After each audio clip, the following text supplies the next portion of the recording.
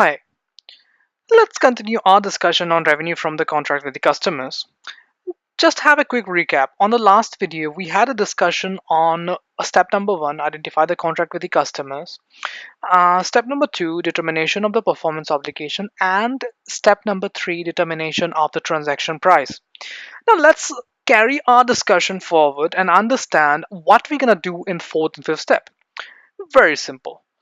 And third, we determine the transaction price. Now check the graph. What we gonna do is we gonna allocate these transaction price to the different performance obligation that has been originated from the contract. So we have a contract with the customer identified in step number one. We determine the performance obligation in step number two. Suppose P01, P02, P03, and P04. We determine the transaction price. The fourth step is the allocation of the transaction price to each of the performance obligation. Suppose if performance obligation 1 is satisfied, we're gonna book the revenue for P01. If the performance obligation 3 is satisfied, then we're gonna book revenue corresponding to the performance obligation 0, the allocated revenue, and if the conditions are satisfied in respect of the performance obligations. So the third the fourth item is the allocation of the transaction price. So we allocate the transaction price. And the fifth part is recognition of revenue in accordance with the IFRS 15. That is recognition of revenue for each of the performance obligations. Suppose, to be very let's